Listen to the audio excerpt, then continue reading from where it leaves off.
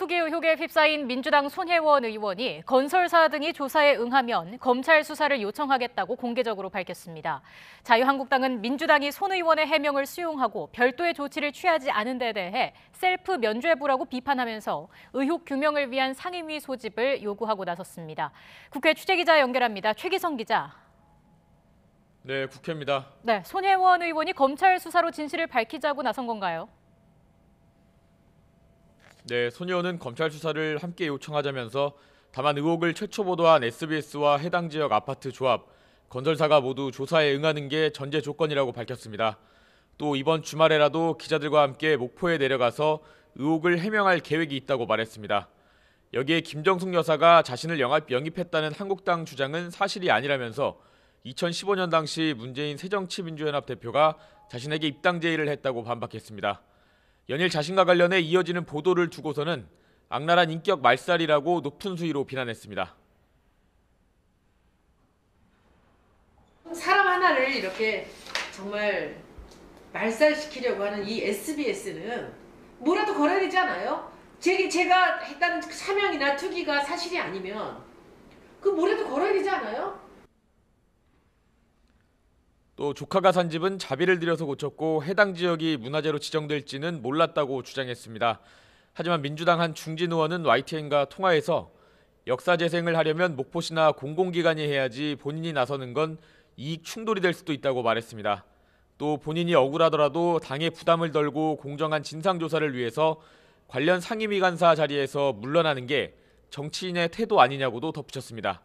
재판 청탁 의혹을 받는 서영교 의원은 사실 여부를 떠나 당과 사법개혁에 부담을 주지 않겠다며 원내수석 부대표에서 물러났습니다. 두 의원 조치와 관련해 민주당 홍영표 원내대표는 충분히 책임을 물었다며 방어하면서도 여지를 남겼습니다. 서영교 수석 문제든 손혜원 의원 문제든 저희 당으로서는 어떤 국민들이 공감할 수 없는 그런 문제들이 발생하면 아주 단호한 조치를 취해야 되겠다는. 네, 야당은 일제히 반발하고 있습니다. 구체적으로 어떤 점을 비판하고 있습니까? 네, 자유한국당은 초선 의원의 영향력을 벗어난 일이 벌어졌는데 민주당이 아무런 조치도 하지 않았다고 비판했습니다. 한마디로 셀프 면죄부를 주는 여당의 결정에 대해서 정말 납득하기 어렵습니다. 이것이 국민 상식에 맞는 것인지 묻고 싶습니다. 의혹을 해소하기 위해서 관련 상임위를 조속히 소집해서 예산 배정과 문화재 지정 과정에 손 의원이 어떤 영향력을 행사했는지 윤리적 법적 책임을 낱낱이 따져보겠다고 강조했습니다. 바른미래당은 최고 권력과 가까운 두 의원의 요청 그대로 민주당이 결정을 내린 것 아니냐고 목소리를 높였습니다.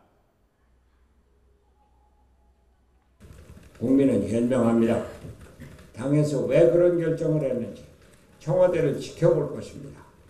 김태우 감찰반원과 신재민 전 사무관과 어떻게 다르게 대하는지를 국민은 유심히 지켜볼 것입니다. 바른미래당 소속 주승용 국회 부의장도 민주당은 어떤 정부보다 도덕성을 앞세웠다면서 잘못에 대해 사과하고 털어낼 것은 털어야 한다고 덧붙였습니다. 민주평화당은 민주당이 문제의식 자체를 못 느끼고 있다면서 국민이 왜 분노하는지 최소한의 공감마저 빠져 있다고 지적했습니다.